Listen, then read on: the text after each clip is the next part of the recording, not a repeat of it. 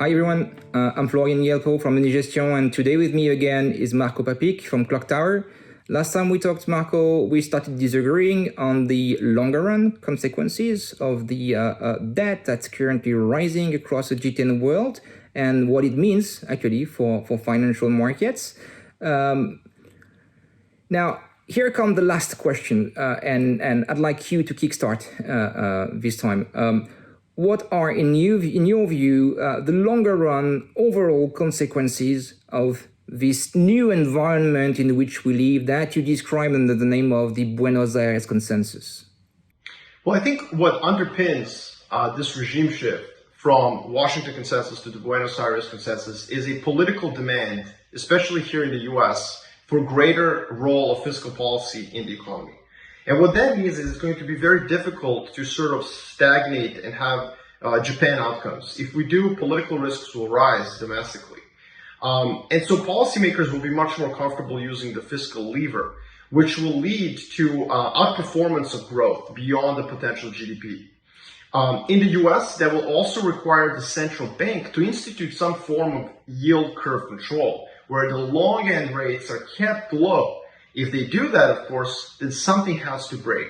And what I would argue is that the dollar will enter a bear market. Not some sort of an apocalyptic collapse of reserve currency status. No, we're simply talking about a dollar bear market, which has happened before.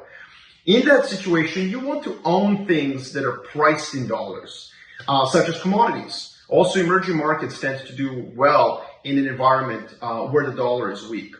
It's a little bit counterintuitive. You know, the US will be the one that will be at the frontier of unorthodoxy. The US will be stimulating fiscally.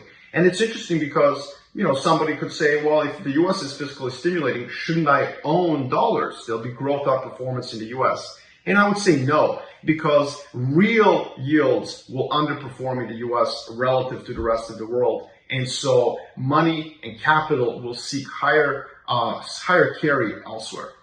Okay, very interesting.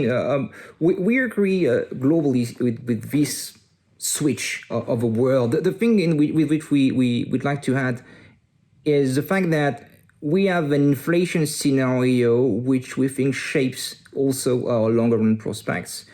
We've heard a lot of market participants picturing a situation of a much higher inflation in the forthcoming decade, and we really disagree with this idea. For three reasons, three S. First, there is still a decent level of slack in the economy coming from the crisis. The second element is the fact that, as you can see on the chart in front of you, chart on the left, the level of saving rates has jumped, and that is working against the action of the government, against the stimulation of the government. And the third element is the secular trends I was highlighting when we first started discussing together, meaning the tech industry is disrupting a lot of sectors, and it has an influence over the prospective evolution of wage growth, in our opinion. That, combined with the fact that we see more of a Japanization of the world than Buenos Airesization of the world, that implies, in our view, a broader performance of equities without laggards outperforming US assets overall. So it's not killing, in our view, the prospects for stocks, but we, given our inflation and that scenario, fail to see such a turn in the dynamics we've observed over the past 20 years. So let me just summarize everything that we've said so far. So we agree, you and I, on the fact that the growth prospect is no longer the question. Growth is back on track, the pandemic is over, and/or the recession is over. Now, we're left with a large stockpile of debt that you see growing and that we see stabilize in the decade to come, which brings two very different types of scenario. Both of them are positive for equities. They make bonds useless, a bit more useless than what we've seen over the past 20 years.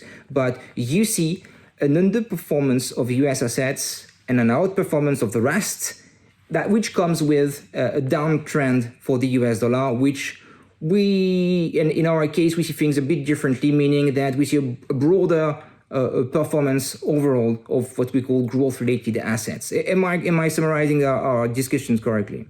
Yes, I think so. Thank you, Marko. Thank you. It was a real pleasure. Anytime.